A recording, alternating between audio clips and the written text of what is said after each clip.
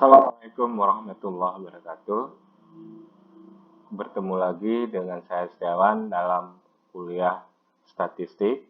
Ini adalah lanjutan kita pada materi uji prasyarat analisis hipotesis. Sebelum kita melanjutkan ke materi uji prasyarat ini, ada hal-hal yang perlu Anda ketahui. Nah, misalkan kita punya judul skripsi, pengaruh pembelajaran kooperatif tipe Jigsaw terhadap hasil belajar siswa SMP Negeri 13 Gosmawe.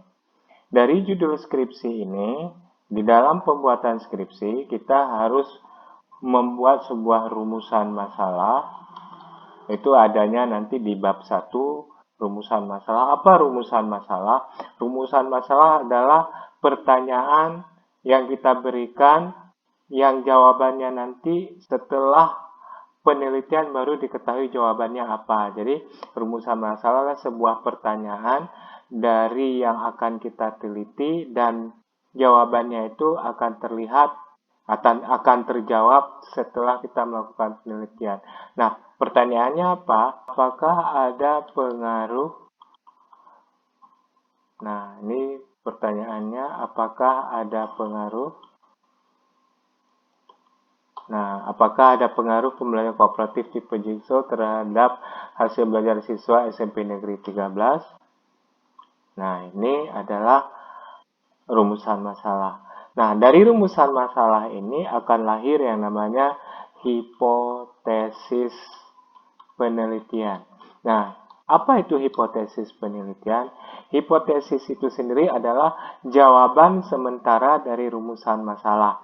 Nah, jawaban sementara dari rumusan masalah kita ketahui setelah kita mempelajari teori tentang pembelajaran kooperatif tipe Jigsaw. Jadi setelah kita mempelajari teori pembelajaran kooperatif tipe Jigsaw, baru kita tahu kira-kira apa jawaban dari rumusan masalah ini. Ternyata di dalam teori pembelajaran kooperatif tipe Jigsaw itu dijelaskan bahwa pembelajaran ini sangatlah cocok untuk diterapkan di siswa SMP, sehingga hipotesis penelitian itu bisa kita buat sebuah jawaban ada pengaruh. Nah, seperti ini, ada pengaruh pembelajaran kooperatif tipe Jigsaw. Nah, dari hipotesis penelitian ini baru lahirlah yang namanya hipotesis statistik. Nah, hipotesis statistik inilah yang akan kita olah datanya, kemudian kita dapat hasil analisanya dan dapat kesimpulan. Kesimpulan itulah yang akan menjawab rumusan masalah kita. Apakah ada pengaruh atau tidak ada pengaruh. Nah, kita lihat di dalam hipotesis statistik, itu adalah hipotesis yang akan diuji secara statistik. Itu ada HO dan HA. HA itu adalah hipotesis alternatif. HO itu hipotesis observasi. Jadi HA itu adalah kita kembali kepada hipotesis penelitian. Ada pengaruh. Berarti kalau ada pengaruh, berarti mu1 lebih besar dari mu2. Mu1 itu adalah nilai rata-rata kelas yang kita terapkan tipe Jigsaw, kita bandingkan dengan kelas rata-rata yang tidak kita terapkan dengan tipe Jigsaw. Jadi, kelas tipe Jigsaw lebih baik dari kelas yang tanpa tipe Jigsaw atau pembelajaran biasa. Jadi, kalau kita buat artinya di sini seperti ini, berarti kalau kita buat di sini berarti tidak ada pengaruh. Nah, seperti ini. Tidak ada pengaruh pembelajaran kooperatif. Kalau ini berarti ada pengaruh. Nah, dari hipotesis statistik inilah nanti kita cari yang mana dia, apakah HO yang kita terima atau HA yang kita terima.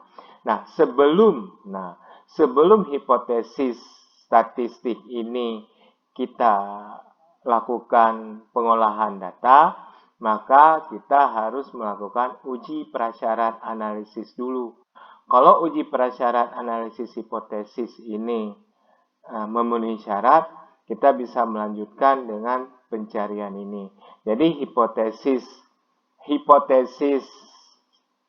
statistik ini sebelum kita lakukan pengujian atau kita melakukan perhitungan harus memenuhi uji prasyarat. Apa aja uji prasyaratnya? Jadi uji prasyarat analisis ini, hipotesis itu ada dua. Yang pertama uji normalitas dan uji homogenitas.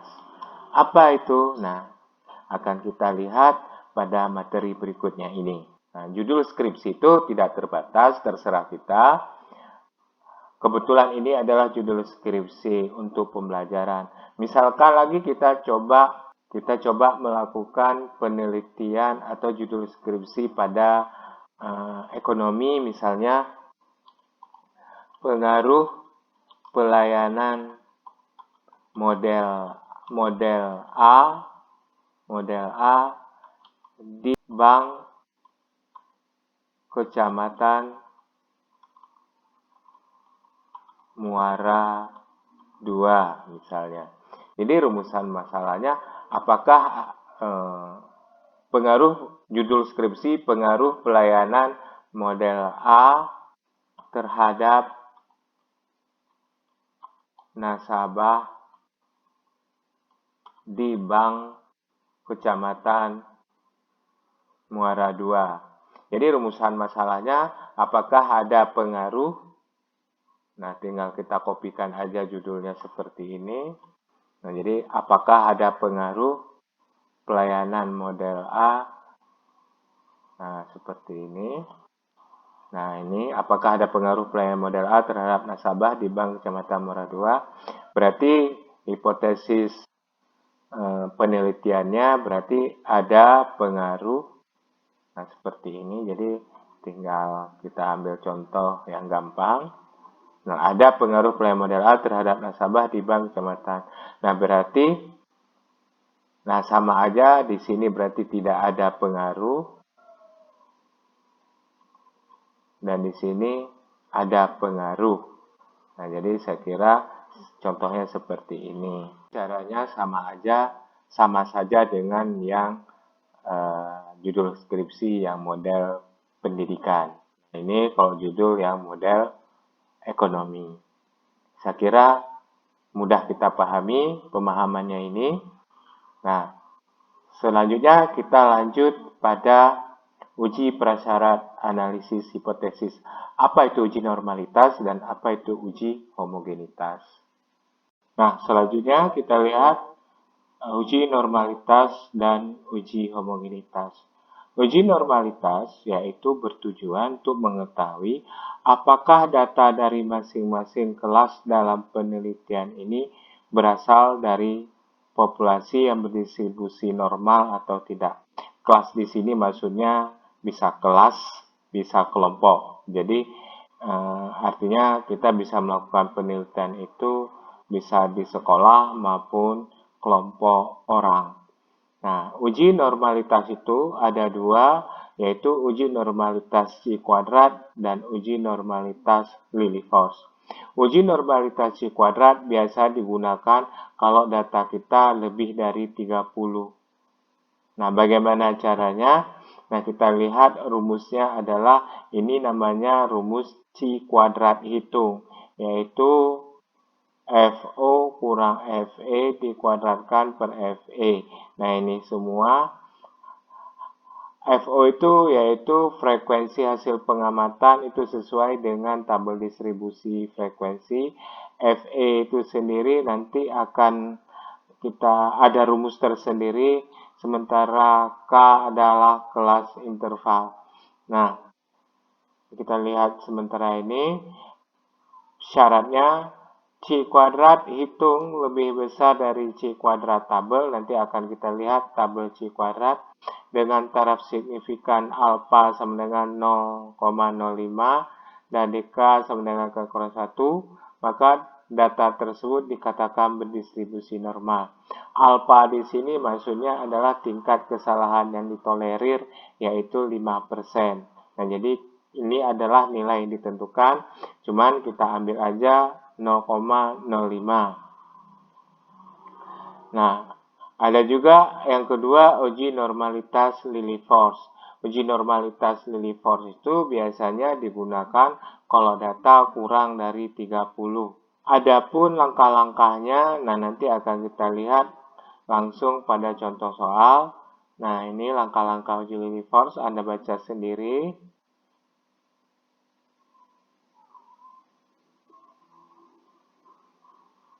Nanti selanjutnya dari tabel uji normalitas Lilliefors akan kita lihat nilai yang paling tinggi dari nilai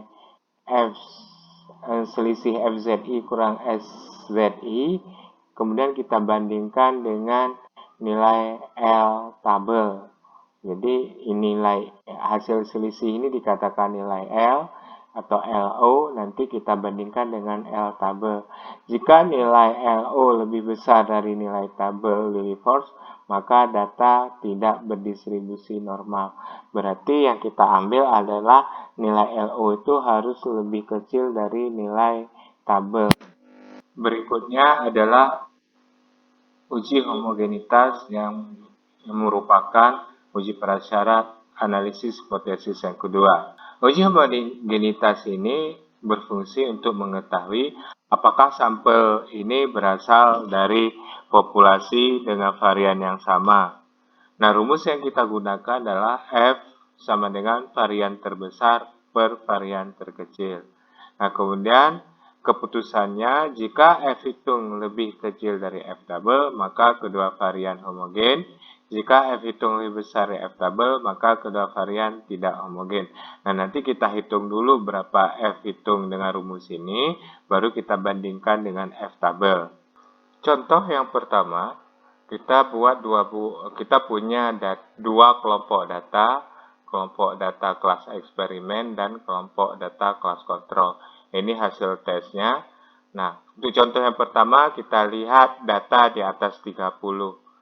Nah, data di atas 30 untuk mendapatkan nilai rata-rata dan simpangan baku, berarti data ini kita buat dalam bentuk tabel distribusi frekuensi. Nah, yang kita lihat di bawah ini adalah tabel distribusi frekuensi untuk kelas kontrol. Nah, kelas kontrol caranya sama untuk menentukan untuk menentukan tabel distribusi frekuensi sudah diajarkan pada pertemuan yang lalu. Nah, untuk kelas kontrol kita ambil aja. Nah, seperti ini kelas kontrol. Nah, akhirnya kita bisa membuat tabel distribusi frekuensi kelas kontrol. Dari tabel distribusi frekuensi kelas kontrol, kita dapat memperoleh nilai rata-rata seperti ini.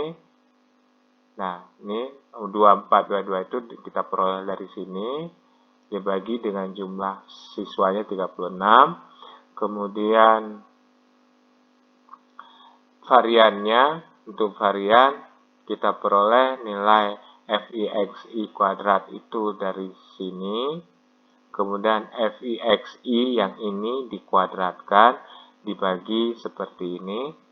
Nah, ini 36 dibagi 36 kurang 1. Hasilnya seperti ini. Nah, untuk mendapatkan simpangan baku, nilai ini diakarkan dan hasilnya 9,84. Nah, dari perhitungan ini kita dapat merekapitulasikan untuk kelas kontrol rata-rata seperti ini, varian seperti ini, dan simpangan baku segini. Nah, untuk kelas eksperimen bisa Anda uji coba sendiri, hasilnya seperti ini dengan cara yang sama seperti kelas kontrol. Nah, dari hasil rekapitulasi ini, kita bisa membuat hasil uji prasyarat analisis. Yang pertama, uji normalitas. Uji normalitas yang kita gunakan adalah uji normalitas C kuadrat. Kenapa C kuadrat? Karena datanya di atas 30. Nah, tabel yang kita gunakan yaitu seperti ini kita buat. Nah, yang pertama interval. interval ini isinya seperti yang ada di tabel distribusi frekuensi dengan nilai FO-nya, yaitu nilai frekuensinya itu sama dengan yang seperti di atas ini. Nah, itu sama. Nah, kemudian kita tambahkan adanya batas kelas Z-score, batas luas daerah, FE, dan kolom terakhir FO kurang FE dikuadratkan dibagi FE. Nah, yang pertama kita lihat dulu, kita susun seperti ini dulu. Yang kedua, batas kelas. Batas kelas itu dari mana kita peroleh? Yaitu kalau di sini adalah 56. Nah, 56 ditambah. Nah, di sini kan 56. Nah, seharusnya di sini ada 55. Nah, 55. Nah, di sini 55, 56, 61, 62.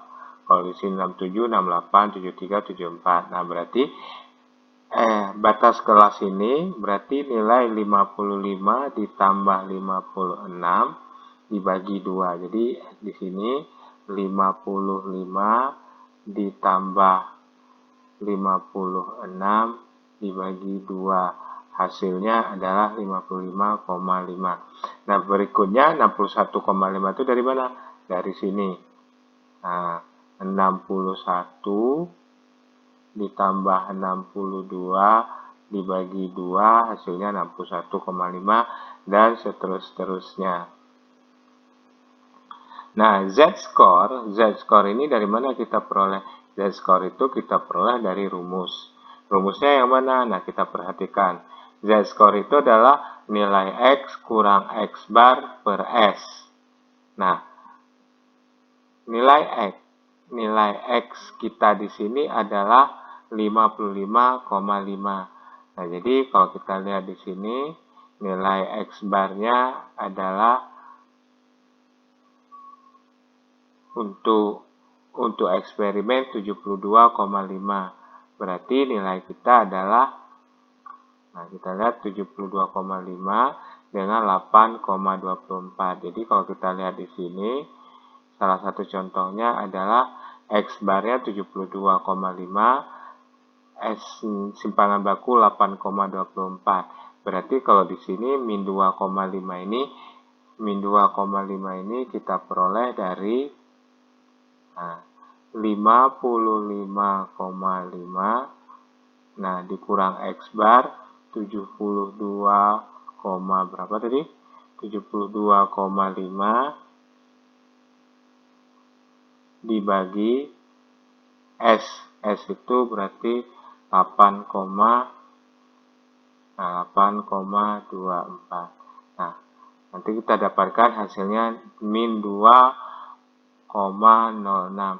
Nah, begitu juga dengan min 1,33 dari mana? 61,5 dikurang 72,5 dibagi. Nah, nilai ini untuk seterusnya ke bawah kita ganti-ganti aja sesuai dengan baris. Kalau baris yang ini 61,5, ini berarti 67 sampai 91,5 dikurang 72,5 bagi 8,24 hasilnya adalah ini. Nah, batas luas daerah. Untuk batas luas daerah ini berarti kita harus melihat tabel. Tabel yang kita lihat adalah tabel Z. Nah, yang kita lihat adalah tabel Z. Inilah tabel Z, di mana tabel Z itu terdiri dari 2 desimal. Nah, kalau kita perhatikan 0,0. Berarti di sini 0,0, ini 0, berarti 0,00. Berarti kalau di sini 0,1 artinya 0,10, 0,11. Jadi semuanya ada 2 desimal. Jadi kalau yang ini ya desimal yang kedua. Nah, kalau ini desimal ke 1.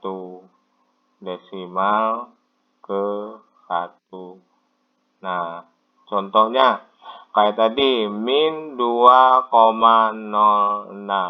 Min 2,06 di sini tidak ada yang namanya negatif, berarti kita ambil positif karena luas daerah itu tidak ada negatif, yang ada positif. Nah, jadi kita ambil 2,0. Berarti di sini adalah 2,0. Nah, tapi 2,06 berarti di sini kita lihat yang 6. Jadi kalau kita lihat pertemuannya adalah 4808. Nah, tapi semuanya di sini nilainya bukan dalam bentuk seperti ini, tapi semuanya adalah 0, berarti di sini hasilnya adalah 0,4808. Nah, itu dia. Kemudian kalau kita lihat lagi yang berikutnya, misalnya kita lihat lagi min 1,33 karena tidak ada negatif. Kalau 1,33 berarti kita ambil yang ini 1,3, berarti yang atasnya adalah 3. Jadi kalau kita lihat pertemuan ini, nah ini berarti hasilnya adalah 0,4082. Nah, dan seterusnya seperti itu cara melihatnya. Nah, untuk luas daerah, ini kita peroleh dari nilai batas luas daerah tertinggi kita kurangi dengan yang terendah. Berarti 0,4808 dikurangi 0,4 hasilnya segini. Nah, ini berarti nilai ini dikurangkan tertinggi. Nah, ini juga demikian. 0,1 itu dari mana? 0,4 dikurangi 0,221. Nah, bagaimana kalau negatif dengan positif? Ini negatif dengan positif. Nah, kalau negatif dengan positif berarti nilainya ditambah. Jadi hasilnya segini. Nah, kalau positif dengan positif, ini kan positif. Berarti sama dengan nilai yang tertinggi dikurangi nilai terendah. Nah, dan seterusnya. Nah, kalau FO itu sendiri adalah nilai yang sesuai dengan daftar distribusi frekuensi. Nah, FE itu adalah nilai FO dikali luas daerah. FE itu berarti nilai FE itu sendiri adalah nilai luas daerah dikali N. Berarti 0,0726 dikali N kita di sini adalah 39. Berarti dikali sebanyak 39. Ya, 36. Berarti nilai 0,0726 dikali 36. Nah, berarti ini kita peroleh dari mana?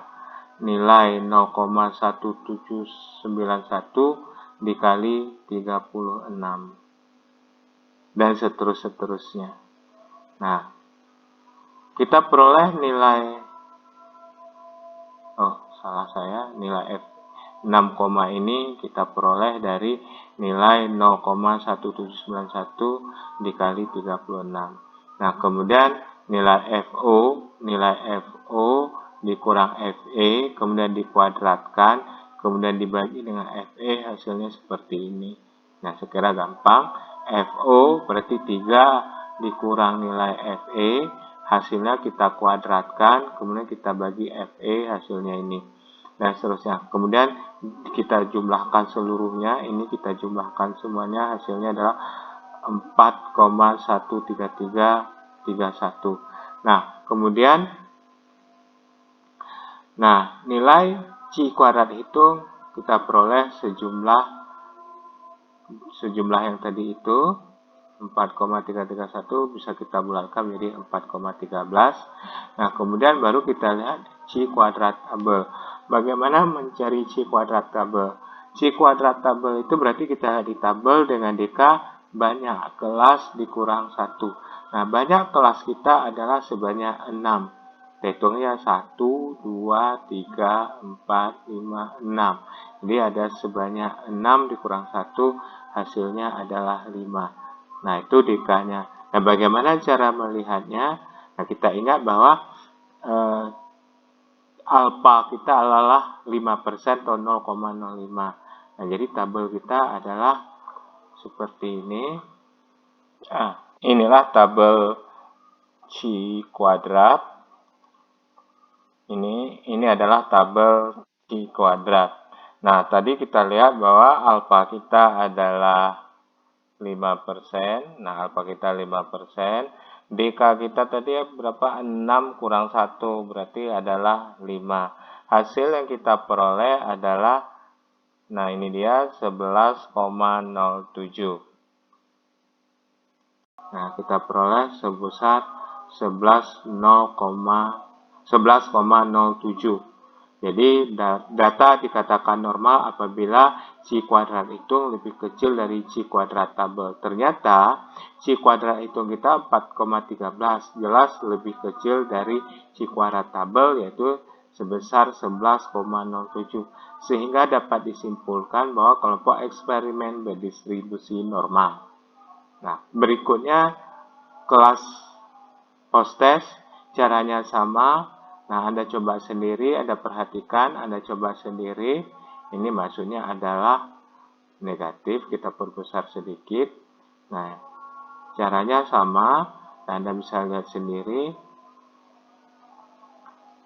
Nah, berikutnya adalah uji homogenitas. Nah, uji homogenitas, kita udah ketahui bahwa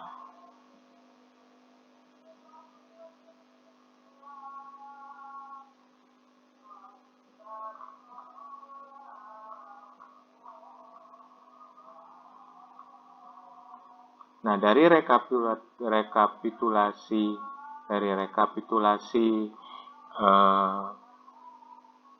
perhitungan data di atas tadi, kelas eksperimen dan kelas kontrol sama-sama kita punya varian 67,89 dengan 96. Jelas bahwa varian terbesar berarti 96 dan varian terkecil 67. Jadi 96 per 67 hasilnya adalah 1,43. Nah, cara melihat di tabel, nah kita lihat F tabel kita kebetulan kelas kontrol dan kelas eksperimen sama-sama jumlah siswanya ada 36, maka kita bisa melihat di tabel F atau tabel Fisher namanya. Nah, ini adalah tabel Fisher untuk 0,05.